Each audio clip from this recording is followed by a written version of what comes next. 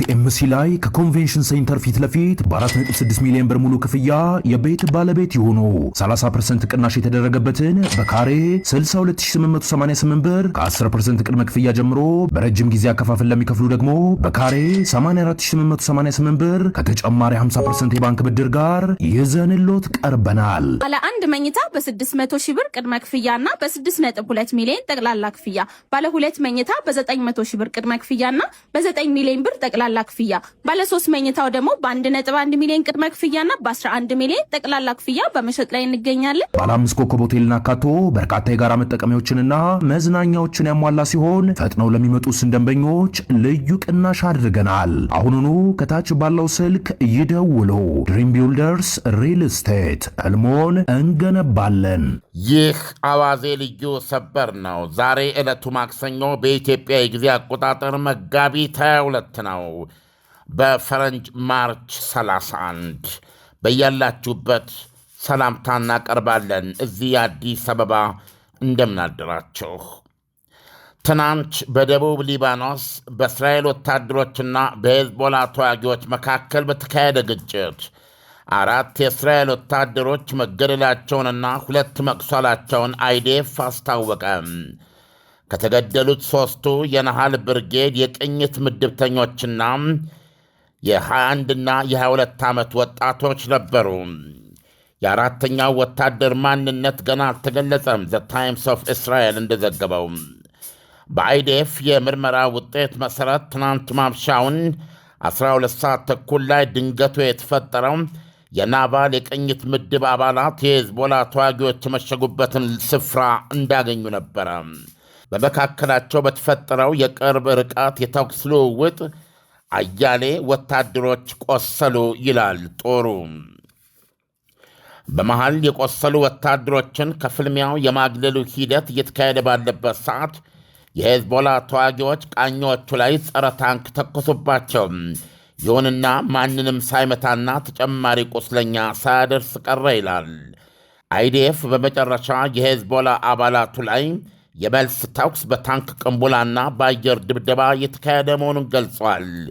ይሁን እንጂ በሄዝቦላ በኩል የተገደሉትንም ሆነ የቆሰሉትን አልገለጸም። ይህ በእንዲህ እንዳለ ኢራን ዛሬ ከነጋ ከሌሊቱ 11 ሰዓት ተኩል ላይ አከታትላ የተኮሰቻቸው ሚሳኤሎች በኢየሩሳሌምና በማዕከላዊ እስራኤል የጥንቃቄ ማስጠንቀቂያ ቢያስነሱም በሰው ላይ የደረሰ ጉዳት እንደሌለም ማጌን ዴቪድ አዶም የተሰኘው የሀገሪቱ የድንገተኛ አገልግሎት ቀዩ የዳዊት ኮከብ አስታወቀ። አይዲኤፍ በበኩሉ እንደገለጸው ሚሳኤሎቹ ወይ በአየር ላይ ወድመዋል አሊያም ሌጣ መሬት ላይ ተከስክሰዋል። በሌላ ዜና በዱባይ የውሃ ዳርቻ በነዳጅ ዘይት የተሞላ ግዙፍ የኩዌት ነዳጅ መርከብ በኢራን ሰው አልባ መመታቷ ተሰማ። ከፍተኛ የነዳጅ ፍሰት ባህሩን ሊያጥለቀልቀውና ሊበክለው እንደሚችል በእጅጉ ተፈርቶ ነበረ። ይሁንና የዱባይ ባለሥልጣኖች በጥቃቱ የተነሳውን የእሳት አደጋ በተሳካ ሁኔታ ለመቆጣጠር በመቻላቸው አደጋው ሳይወገድ እንዳልቀረ ታምነዋል። ይሁንና የደረሰው አደጋ አጠቃላይ ይዘት እየተመረመረ መሆኑ ተዘግበዋል። በሰው ላይ የደረሰ አደጋም የለም። 24ቱ የመርከቡ ሠራተኞች ደህና ናቸው። ሪፖርቱ እንደዘገበው የኩዌት ፔትሮሊየም ኩባንያ በኢራን ሰው አልባ ዱባይ አጠገብ ውሃ ውስጥ የተመታችው መርከብ አልሳልሚ የምትባል በጣም ግዙፍ ጫኝ ናት። ወደ ቻይና እየሄደች ነበረ። በሌላ ዜና የኢራኗ ኢስፋሃን ከተማ ሌሊቱን እስከ ዛሬ ንጋት ድረስ የከፋ ድብደባ ማሳለፏ ተዘግቧል። ከከባድ ተከታታይ ፍንዳታዎች ጋር የኤሌክትሪክ አገልግሎት መቋረጥም እንደተከሰተ ተወርቷል። በቴህራን ምስራቃዊና ምዕራባዊ ክፍሎች እንደዚሁም ከፍተኛ ፍንዳታዎች አስተጋብተዋል። ፋርስ ዜና አገልግሎት እንደገለጸው በአንድ ንዑስ የኤሌክትሪክ ማሰራጫ ላይ የቦምብ ፍንጣሪ ባደረሰው ጉዳት የመብራት መቋረጥ ደርሷል። ኢራን የፕሬዝደንት ዶናልድ ትራምፕን ባለ 15 ነጥብ ዕቅድ ከእውነታ የተፋታና ምክንያታዊነት የሌለው ብላ ካጣጣለች በኋላም ትራምፕ ሆርሙዝ ሰርጥን ለማስከፈት የአገሪቱን የኃይል ምንጭ ተቋማትና አልፎም የባህር ውሃ ማጣሪያ ተቋማቱን ሊያወድሙ እንደሚችሉ መዛታቸው አይዘነጋም። ኤክስፐርቶች በሁሉም ወገኖች ዘንድ በሰላማዊ ሰዎች ተቋማት ላይ የሚደረግ ድብደባ የጦር ወንጀለኛነት መሆኑን ያስጠነቅቃሉ፣ ዓለም አቀፍ ሕግን ስለሚጥስ። ይህ በእንዲህ እንዳለ የእስራኤሉ ጠቅላይ ሚኒስትር ቤንያሚን ኔታንያሁ ጦርነቱ ከተነሳበት ተልዕኮ አንጻር ከግማሽ በላይ ያጠናቀናል ሲሉ ተናገሩ። ኔታንያሁ ትናንት ምሽቱን ኒውስ ማክስ ከተሰኘው የአሜሪካ ሚዲያ ጋር ባደረጉት ቃለ ምልልስ ምንም እንኳ እስራኤል የተልዕኮዋን ከግማሽ በላይ ግቦች ብታሳካም ጦርነቱን መቼ እንደምታቆም አልገለጹም። ኔታንያሁ በመግለጫቸው ጦርነቱ በሺዎች የሚቆጠሩ የኢራን አብዮታዊ ዘብ ወታደሮችን ገድሏል ብለዋል። እስራኤልና አሜሪካ በጣምራ ድብደባቸው የኢራንን የጦር መሣሪያ ኢንዱስትሪ ተቋማትና ራሱን የኒውክሌር ፕሮግራሟን ሙልጭ አድርገው ለማጥፋት ጥቂት ብቻ እንደቀራቸው ይናገራሉ። የአገዛዝ ለውጥ ማድረግ የጦርነቱ ግብ ዓላማ እንዳልነበረ፣ ነገር ግን ደግሞ እስላማዊ ሪፐብሊኩ ከውስጡ እንደሚፈረካከስ ተናግረዋል።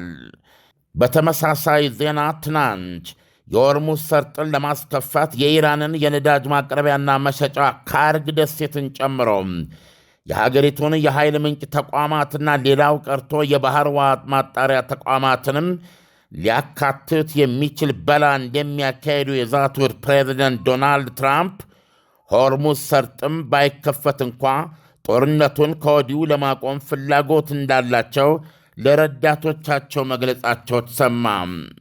ዎል ስትሪት ጆርናል የአስተዳደሩ ባለሥልጣኖችን ጠቅሶ እንደዘገበው ትራምፕና ረዳቶቻቸው ሆርሙዝ ሰርጥ የግድ ይከፈታል ብንል ለጦርነቱ ያስቀመጥነው ከ4 እስከ 6 ሳምንት የጊዜ ገደብን ይገፋዋል ብለው ገምግመዋል። ስለዚህም የጦርነቱን ከ4 እስከ 6 ሳምንታት ገደብ በመጠበቅ ጦርነቱን ለማቆምና የንግድ መተላለፊያውን በዲፕሎማሲያዊ መንገድ ጫና በማሳደር ለማስከፈት ማጤን ጀምረዋል ብለዋል። ይህ በእንዲህ እንዳለ የዓለማችን 20 በመቶ የነዳጅ ዘይትና ጋዝ ማስተላለፊያ ጉሮሮን አንቀው አንለቅም ያሉትም የኢራን እስላማዊ አብዮተኞች ወታደራዊ ስኬታቸውን ወደ ሕጋዊ ሥርዓት እያሸጋገሩ መሆኑ ተዘግበዋል። እስላማዊ አብዮታዊ ዘብ ኮሩ በምህፃረ ቃል IRGC ጋር ትስስር ያለው ፋርስ ዜና አገልግሎት እንዳስታወቀው የኢራን ፓርላማዊ ኮሚቴ በሆርሙዝ ሰርጥ ለማለፍ በየመርከቡ የሚከፈለውን ገንዘብ ለመተመን የቀረበውን ዕቅድ አጽድቋል። ዕቅዱ አሜሪካና የእስራኤል መርከቦች ሰማይ ዝቅ መሬት ከፍ ቢል በሆርሙዝ ሰርጥ በኩል አያልፏትም፣ ትውር ማለት አይችሉም ሲልም ይደነግጋል። ይህም ብቻ ሳይሆን ኢራን ላይ ማዕቀብ በመጣል የተሳተፉ ሌሎች አገራትም እንደ እስራኤልና አሜሪካ ሁሉ በሆርሙዝ ሰርጥ አያልፏትም። ሆርሙዝ ሰርጥ በፋርሷ ኢራንና ኦማን መካከል የሚገኝ ሲሆን ይህን የኢራን የሆርሙዝ ክፍያና እገዳ ከኦማን ጋር በትብብር ይከናወናል ብለዋል የሀገሪቱ ይፋዊ ቴሌቪዥን። ዶናልድ ትራምፕ ነካክተው ከረዳቶቻቸው ጋር እንደተመሳጠሩት በሩን አዘግተው እጥፍ ካሉ የሰላጤው ሀገራት የቆሰለ አንበሳ ይጠብቃቸዋል። እነ ኤሚሬትስና የሳውዲው አልጋ ወራሽ እየፈሩት ደረሰ ማለት ነው። ሰላጤዎቹ ኢራን በዚህ ሁኔታ ያውም ዓለም አቀፉን መተላለፊያ የግሏ አድርጋ በድል ደመደመች፣ ተረፈች ማለት ለነሱ ማራቶን እንቅልፍ አልባ ሌሊት በሰላጤው አገራት ሕይወት ላይ ተጣባ ማለት ነው። አስረክቤ መጣሁ ማለት ነው። ዶናልድ ትራምፕ የዘመቻቸው መጨረሻ። ዳንኤል እንግዲህ ወደው አይስቁ ነው። የጦርነቱ አቅጣጫ ፍጻሜ ምን ሊሆን እንደሚችል እኛም ግራ እየገባን ነው። የዜናው ተለዋዋጭነት፣ ጥርት ያለ የስትራቴጂ አለመኖር የሚገርም ነው። ዓለም ኢራን የኩዌትን ነዳጅ ጫኝ መርከብን ለምን መምታት አስፈለጋት? ኩዌት የኢራን ጠላት አገር ናት ወይ? በኢራኖች አመለካከት እነዚህ የሰላጤው ሀገራት ራሷ ኩዌትን ጨምሮ የአሜሪካ የጦር ሰፈር ያላቸው ሀገሮች ናቸው። የአሜሪካንን የጦር የስለላ ተቋማት የሚያስተናግዱ ሀገሮች ናቸው። ስለዚህ ለኢራን ደግሞ ለኢራን አብዮተኞች በ1979 የሻሁን ዘመነ መንግስት አፈራርሰው የአሜሪካንን ኤምባሲ በቁጥጥር ስር አውለው ዲፕሎማቶቻቸውን እስረኛ አድርገው የጀመሩት በቁጣ የተገለበለበ ሃይማኖታዊ አብዮት ጅምሩ ሲተከል በአንድ በኩል የሺአዊ ኤምፓየር መፍጠር ነው። የሺአዊ ለመጀመሪያ ጊዜ በታሪክ የሺአዊ መንግስት ህልውናን ማረጋገጥና ይህንን ማንሰራፋት ነው እና ይህን በማድረግ ሂደት ውስጥ የዋናው የኢራን ተቋሚ የኢራን ጠላት ተደርገው የተቀመጡት አሜሪካና እስራኤል ነበሩ። ታላቋ ሰይጣን ግልገሏ ሰይጣን በሚል ማለት ነው። ስለዚህ ግባቸው አሜሪካንን ከዚህ ክልል ጠራርጎ ማስወጣት ነው። ከመካከለኛው ምስራቅ ውስጥ በምንም መልኩ አሜሪካንን ማስወጣት እና እስራኤልን ደግሞ ማጥፋት ነው።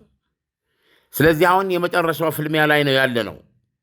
በዚህ የመጨረሻው ፍልሚያ አሁን በሚታየው ሁኔታ እስላማዊ አብዮተኞቹ የአመራሩን እውነቱን ለመናገር አንገታቸው ቢቀላም በምታየው ሁኔታ ይህንን ጦርነት አልፈውና ተርፈው ወደ ቀጥሎ ያላቸውን ስልጣን አጠናክረው ለመምጣት አሁን በምናየው ሁኔታ ነው ያሉት።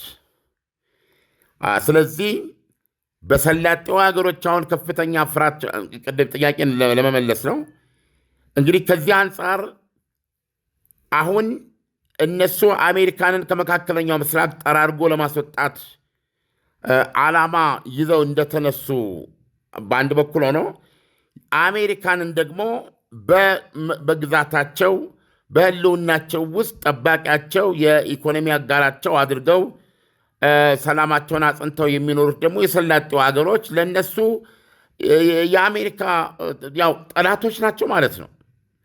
ስለዚህ መጀመሪያ ላይ ሲሉ የነበሩት ምንድነው? ኢራን ጦርነቱ ከተጀመረ በእነዚህ ሀገራት ውስጥ የሚገኙ የአሜሪካንን የጦር ሰፈሮች እንመታለን የሚል ነበረ።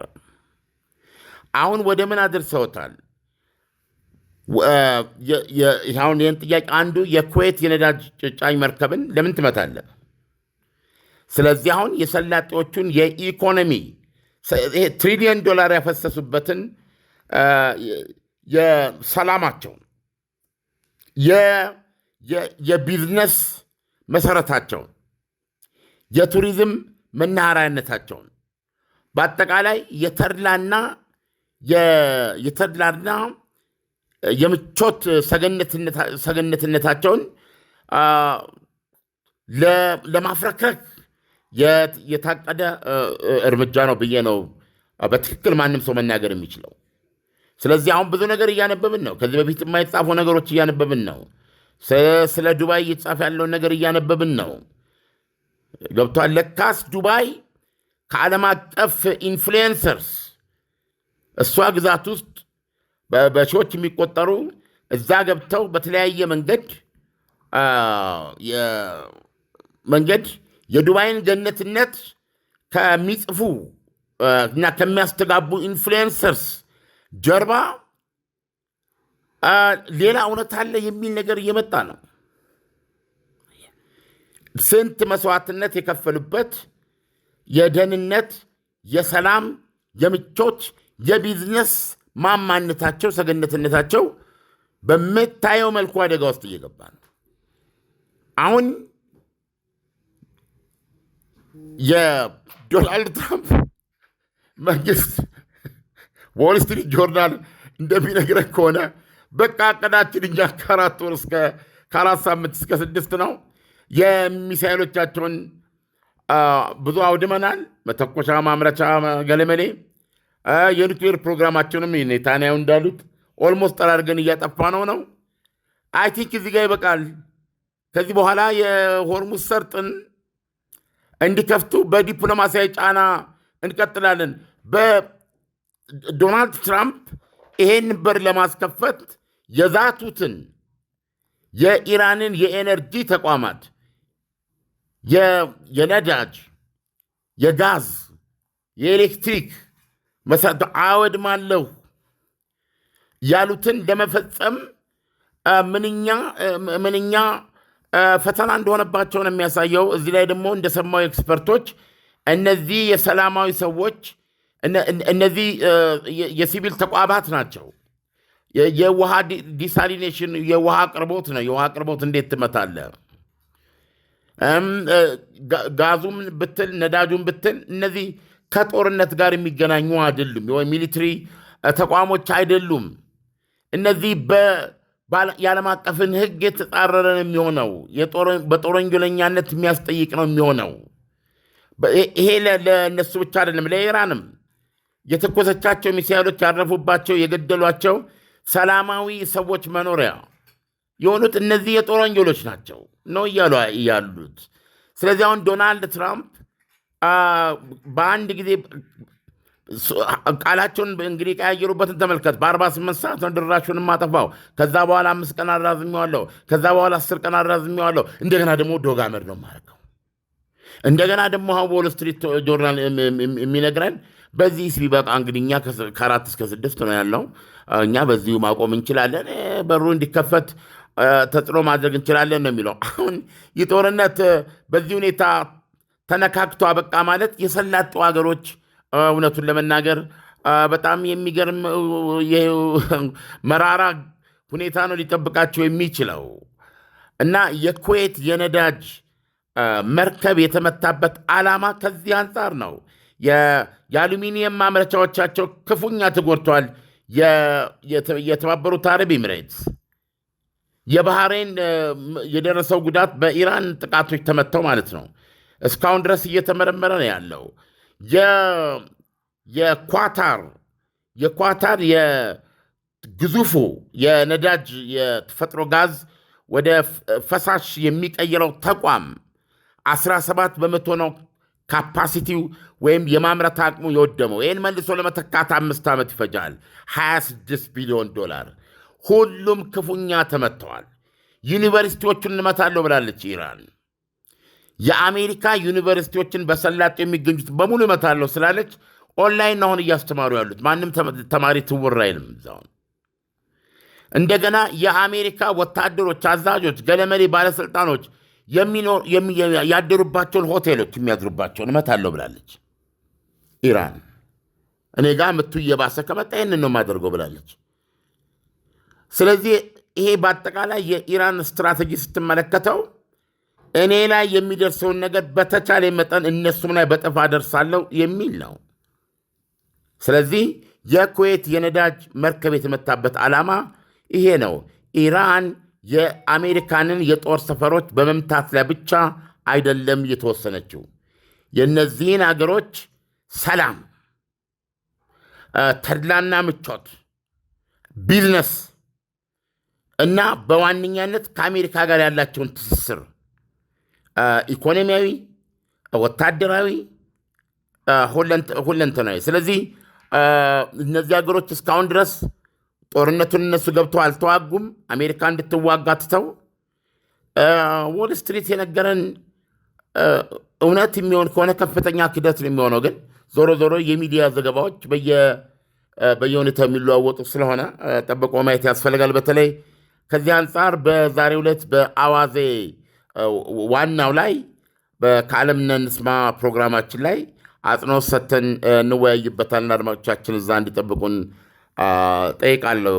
ዳንኤል ሲኤምሲ ላይ ከኮንቬንሽን ሴንተር ፊት ለፊት በ4.6 ሚሊዮን ብር ሙሉ ክፍያ የቤት ባለቤት የሆኑ 30% ቅናሽ የተደረገበትን በካሬ 62888 ብር ከ10% ቅድመ ክፍያ ጀምሮ በረጅም ጊዜ አከፋፈል ለሚከፍሉ ደግሞ በካሬ 84888 ብር ከተጨማሪ 50% የባንክ ብድር ጋር ይዘንሎት ቀርበናል። ባለ አንድ መኝታ በ600 ሺህ ብር ቅድመ ክፍያና በ6.2 ሚሊዮን ጠቅላላ ክፍያ፣ ባለ ሁለት መኝታ በ900 ሺህ ብር ቅድመ ክፍያና በ9 ሚሊዮን ብር ጠቅላላ ክፍያ፣ ባለ 3 መኝታው ደግሞ በ1.1 ሚሊዮን ቅድመ ክፍያና በ11 ሚሊዮን ጠቅላላ ክፍያ በመሸጥ ላይ እንገኛለን። ባለ 5 ኮከብ ሆቴልን አካቶ በርካታ የጋራ መጠቀሚያዎችንና መዝናኛዎችን ያሟላ ሲሆን ፈጥነው ለሚመጡ ደንበኞች ልዩ ቅናሽ አድርገናል። አሁኑኑ ከታች ባለው ስልክ ይደውሉ።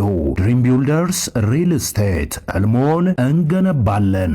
ዓለም ኢራን ከጊዜ ወደ ጊዜ እየወሰደች ያለው እርምጃ ጦርነቱን በድርድር ወይም በሰላም ለመፍታት ፍላጎት እንደሌላት በተግባር እየገለጸች ነው ማለት ይቻላል። ጦርነቱ እንዲቆም ፍላጎት አላት። ምክንያቱም አድማጮቻችን እዚህ ላይ የግንዛቤ ብዥታ ሊኖራቸው አይችልም፣ አይጠበቅም። ከማንም በላይ የተጎዳች የመጀመሪያው ትልቅ የዚህ የጦርነት ገፈት ቀማሽ ኢራን ናት። በውድመት ደረጃ ማለት ነው። በተቋማቷ ደረጃ፣ በውድመት ደረጃ ከማንም የከፋ ውድመት የሚደርስባት እሷ ናት። በመሪዎቿም ደረጃ የተገደሉባትን ታውቃለን። እንግዲህ ስንዘግብ ቆይተናል። ነገር ግን ትልቁ የኢራን እስላማዊ አብዮተኞች ፍልሚያ በዚህ ጦርነት መትረፍ፣ ምክንያቱም ጦርነቱን ያወጁባቸው ሀገሮች የዓለማችን ሀያላን ሀገሮች ናቸው። በመካከለኛው ምስራቅ እስራኤል፣ በመላው ዓለም አሜሪካ። ይሄንን ኦንስሎት ከተረፉ የወደመውም ወድሞ እንደገና መሰባሰብ ከቻሉ ሁለት ነገር አሳክተዋል ማለት ነው። አንድ፣ ኢራን እንደ እስላማዊ ሪፐብሊክ ተርፋለች ማለት ነው። ሁለት፣ ከዚህ በኋላ አሜሪካና እስራኤል በምንም ምክንያት ኢራን ላይ ዳግም ምንም አይነት ጥቃት እንደማያካሄዱ ዋስትና የተሰጠው ስምምነት ይፈልጋሉ፣ ጦርነቱ እንዲቆም። ይሄ ራሱን የቻለ ዲተረንስ ሆነ ማለት ነው። አሁን የኒውክሌር ፕሮግራማቸው፣ የሚሳኤል ፕሮግራማቸው የተጋትሮ ተራዳው የቆሙበት ዓላማ ነው። የሚሳኤል ምርታቸውና የኒውክሌር ውጥናቸው፣ ህልማቸው ዲተረንስ ነው። ማንም እንዳይነካቸው ራሳቸውን መከላከልና ጠላቶቻቸውን የማጥፊያ ስትራቴጂያቸው። ስለዚህ ሚሳኤሎቻቸውን ቢወድሙ፣ የኒውክሌር ፕሮግራማቸውም ለጊዜ ቢወድምም ከዚህ በኋላ ግን ምንም ጥቃት እንደማይደረስባቸው ስምምነት ማስገባት ካልቻሉ በስተቀረ ጦርነቱን መቀጠል ነው የሚፈልጉት። ስለዚህ ይህ ጦርነት እንዲቆም ጦርነቱን ማቆም ይፈልጋሉ ማለት ነው። ነገር ግን ማቆም የሚፈልጉት አንደኛ ከዚህ በኋላ እስራኤልና አሜሪካ በምንም መንገድ ኢራን ላይ ጦርነት እንደማይከፍቱ እርግጠኛ የሚያደርግ ስምምነት ይፈልጋሉ። ዓለም አቀፍ ዋስትና የተገባለች። በሁለተኛ ደረጃ እንደነገርኩ ይሄ የሺአዊ ተራዳ የሚለው ነገር መቶ አይፈልጉም። ሶስተኛ የሚሳኤል ምርታቸውን እንደገና ብለው ከዜሮ ምርታቸውን በሚፈልጉት ቴክኖሎጂ በሚፈልጉት መጠን ያለ ገደብ መስራት ነው የሚፈልጉት። ኒኩሌሩም ላይ ስትመጣ ለሰላማዊ ዓላማ፣ ለጊዜው ለሰላማዊ ዓላማ ዩራኒየም የማበልጸግ መብታቸው በተረጋገጠበት ሁኔታ ይሄ ጦርነት እንዲቆም የሚፈልጉት እና አራተኛና ሌላው ከጦርነቱ በፊት የዓለም ነፃ መተላለፊያ የነበረው የሆርሙዝ ሰርጥ አሁን እንደ አርጃኗ ግብፅ፣ ስዊስ ካናል ሁሉ የኢራኖች ሉዓላዊ የነሱ ንብረት ይሆናል ማለት ነው። በነሱ ስር ውሎ በየመርከቡ ቀረጥ እየጣሉ እንግዲህ ገና ተመኑን አልገለጹ ምን ያህል እንደሚከፈል። አንድ ነዳጅ ጫኝ መርከብ ስንት ዶላር ወይም ኢቨን ገንዘቡ ዶላር ላይሆን ይችላል ይባላል። በጣም በእርግጠኛነት ገንዘቡ የሚከፈለው በቻይና ገንዘብ ነው የሚሆነው። ይሄ ራሱ ትልቅ ስትራቴጂካዊ ጥቃት ነው አሜሪካ ላይ፣ ፔትሮ ዶላር ላይ ማለት ነው። ስለዚህ ክፍያው በቻይና ገንዘብ ነው የሚከፈለው። እያንዳንዱ መርከብ ይከፍላል ማለት ነው። ልብ አድርግ፣ ቦታው በወር 3000 በላይ መርከብ የሚተላለፍበት ነው። እንደገና ደግሞ የአሜሪካና የእስራኤል መርከቦች በዛ አይተላለፉም። እነሱ ብቻ አይደሉም። የአሜሪካንን ማዕቀብ አብሮ ያጠናከረ አብሮ የሰራ ሀገርም እንደዚሁ ይታገዳል ነው ያሉት። ስለዚህ እነዚህን ሁኔታዎች በጨበጡበት መንገድ ብቻ ነው ጦርነቱ እንዲቆም የሚፈልጉት እና ዶናልድ ትራምፕ አሁን ዎል ስትሪት ጆርናል በሚነግረን የጦርነት እቅዳችን ከ4 እስከ 6 ሳምንት ነው በሚል ጦርነቱን እዚህ ጋር ቢገቱት ሊመጣ የሚችለው ሁኔታ እንግዲህ አይ ቲንክ አይታወቅም። በየቀኑ መዘገብ ነው የሚቻለው። በዚህ ጦርነት ላይ እንዲሆናል ብሎ መጨረሻውን ከወዲሁ መናገር ብዙ ጊዜ የሚያስኬዳል። ዓለም እስራኤል ሄዝቦላ ላይ እየወሰደች ያለው የማጥቃት ዘመቻ ምን ያህል ውጤታማ ነው? ሄዝቦላ ጦርነቱ ከተጀመረ አንስቶ አሁን ላይ ያለው ወታደራዊ ተክለ ቁመና ምን ይመስላል የሚለውን ብትነግረን። ኢፌክቲቭ የሆነ ውጤታማ የሆነ የሚሳኤል ድብደባ እያደረገ ነው ከኢራን ጋር በመቀናጀት እንደውም በተመሳሳይ ሰዓት ማለት ነው። አሁንም ሚሳኤል ከመተኮሱ አንጻር ከሆነ ይህንን ማረጋገጥ ችሏል። ነገር ግን የከፈለው መስዋዕትነትን በተመለከተ እስራኤል እስካሁን ድረስ ከ800 በላይ ወታደሮቹ ተገድለዋል ነው የምትለው። ሊባኖስ ከ1200 በላይ ነው እስካሁን የተገደለው ሰው። የወደመው ንብረት የወደመው ህንፃ እንዲህ ነው ተብሎ አይነገርም። ቤሩት ወደ 1 ሚሊዮን የሚጠጋ ህዝብ ሊባኖሳን እንዳለ ተፈናቅለው ደቡብ ሊባኖስን ለቀው ሊታኒ የምትባለውን ወንዝ ተሻግረው ሄደዋል አብዛኛዎቹ። አጠቃላይ ስደት ነው ያለው። እስራኤል ሪለንትለስሊ ነው የምትደበድበው። የሄዝቦላ የውጊያ ቦታዎች በሰላማዊ ህንፃዎች ውስጥ ነው የሚገኙት፣ በኖሪያዎች ውስጥ ነው የሚገኙት። ስለዚህ ሄዝቦላ ታማኝነቱ ለኢራን ነው። በዚህ የተነሳ ሊባኖስ የእስራኤል ወታደሮች ከዚህ ቀደም ይዘውት ከነበረው በላይ ግዛት በመያዝ ኢቭን የሄዝቦላን የጸረ ታንክ ተኩስ ለማራቅ ጭምር ቦታዎችን እየተቆጣጠሩ ነው እና የጸጥታ ክልል አድርጌ ለብዙ ጊዜ ይዛሉ የሚል አቋም በመያዝ ከፍተኛ ቁጥር ያለው እግረኛ እያዘመተች ነው የምትገኘው እስራኤል። የሊባኖስ መንግስት ሄዝቦላን ለማስቆም አልቻለም። ህዝቡ ላይ የሚደርሰው ሞት፣ እልቂት፣ ስደት ጉዳዩ አይደለም እውነቱን ለመናገር። ሌላው ቀርቶ በጣም የሚያስገርመው የኢራን አምባሳደር ከሊባኖስ ለቀው እንዲወጡ ታዘዋል። ከቤሩት የሊባኖስ መንግስት እንደ መንግስት ታዘዋል። ፐርሶና ነን ግራታ ብሏቸዋል። ሰውየው ሆቴል ተቀምጠው ማንም ያስወጣኝ ብለዋል።